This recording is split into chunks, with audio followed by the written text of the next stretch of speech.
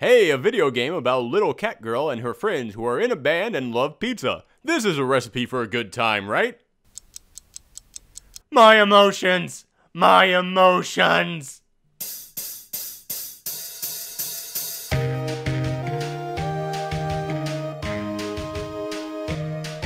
Hey everyone, and welcome to another episode of Game Room, the show on this channel where I just geek out about video games, and ever since I saw it at PAX last year, I've been waiting for Night in the Woods to be released, and now that it's been out for a little while, I think I've had the appropriate amount of time to think it over, because believe me, this is one of those games where you're going to need a few days to think about it.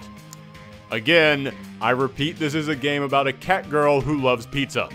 Okay, there's a bit more to it than just that. It's a game about May, a girl who recently dropped out of college, so she has to move back to her sleepy little mining town, and she walks around to discover just how much things have changed. Her friends, her family, just the town itself, nothing is the same. And from there, she starts to learn about the emotional and financial problems that those close to her are facing, and all the while, a mysterious series of disappearances are starting to occur across the town. And actually, yeah, that's pretty much it. Night in the Woods is a hard game to describe because what's the mechanics of the game? Just walk around and talk to people, get to know them. Then every now and again there will be a tiny minigame or puzzle to solve. Think of it like Animal Crossing for anyone dealing with crippling social anxiety disorder and depression. I know you might hear that and think, why on earth would I want to play that? It sounds really sad. And yeah, it can be. But it's not just a wave of sadness being thrown at you. This game takes its time to build up several memorable characters all throughout this tiny town, and each night you go and hang out with different people and you see their stories progress and grow. Some of them are your close friends and you get very deep into their lives, while others might just be small reoccurring characters you talk to every day who may not be major players in the story, but they will still have an impact on your experience. Like Bae, your friend from high school who has become the responsible one in her life after her family fell apart, and now she's envious that you got to go off to college. As her story goes along, she becomes one of the saddest characters in this whole game. Or your parents, who at first were just wacky, goofy parents, but as you learn what they're dealing with and how your decisions have impacted them, you really start to feel bad for them, and it makes you hate that you left college in the first place.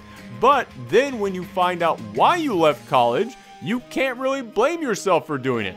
It's a game that captures the complexities of life in that sometimes terrible things just happen and there's just no answer for it. And then there's Greg. He's awesome. Best character of the year, everyone. Greg. But now I'm making this game sound like it's nothing but people going through dark, depressing journeys, suffocating anxiety, and Greg. But the reason why this game can deal with such heavy real-world issues and yet still be so enjoyable is because the writing is top-notch. There aren't a lot of lines that are going to make you laugh out loud, but almost every line of dialogue will make you smirk. It will make you grin and nod and say, yeah, that's pretty good. The dialogue doesn't feel real, it feels like what you want real dialogue to be, because everybody is dealing with very real issues, but they always have the perfect witty comeback. The dialogue and exchanges between characters made it so that no matter how tough the situation was, you still had a good time with it. Also, another compliment that I have to give this game is that it does something that I have been asking more games to do for years, which is that it made it so that your decisions in this game actually matter. Not only do you get to decide who you hang out with each night, meaning that it will change how much you know them by the end of the story and how they're going to interact with you by that point, but there's also a lot of decisions that you get to make all throughout this game that can take the story between different characters in different ways. I remember when I finally beat this game, I told my wife that you have to beat it too because she would love how it ended. She then beat it and I said, yeah, wasn't it great when this happened? And she said, what are you talking about? That didn't happen to me. And that's when I realized this game has a ton of replay value because every tiny little dialogue choice can change stuff much later in the game. However, I can't completely praise this game. It does have its problems. And the first problem is simply, is this actually a game? I mean, yes, it is. It matches the loosest definition of game, but it's basically just a choose-your-own adventure story.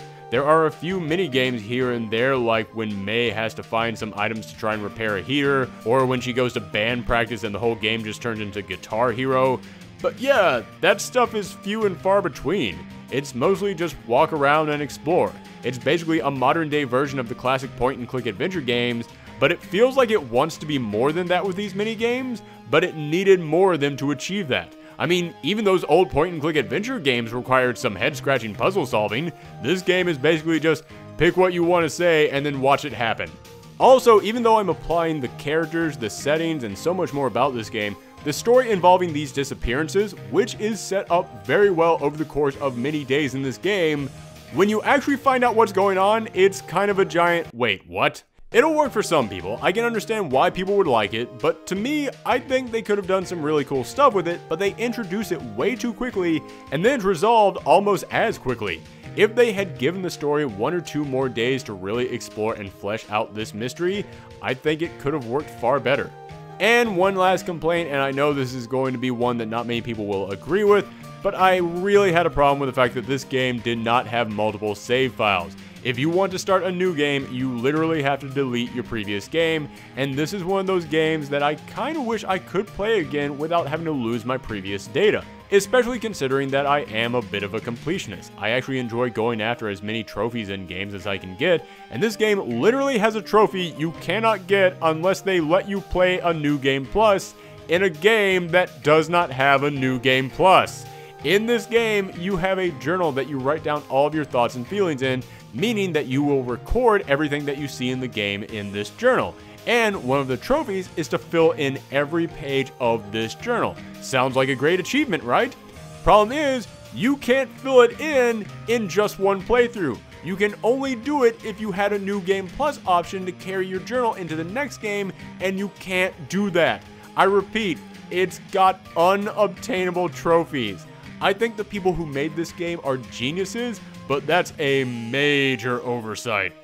But despite these problems, this is still an enjoyable game that really says a lot. It's got wonderful characters, a very real setting, story beats that will tug at your heartstrings, and it explores some really heavy subjects like depression, anxiety, economic collapse, financial crisis, homelessness, and even religion.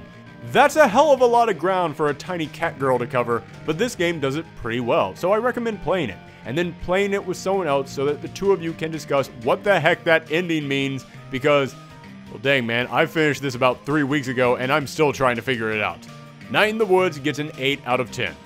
Thanks for watching everyone, and if you like this review then hit that subscribe button. We talk about all things geeky on this channel, including doing movie and game reviews on the weekends, so come back next week and follow us on Twitter and Tumblr at Professor Thorgi. Thanks again everyone, come back next time.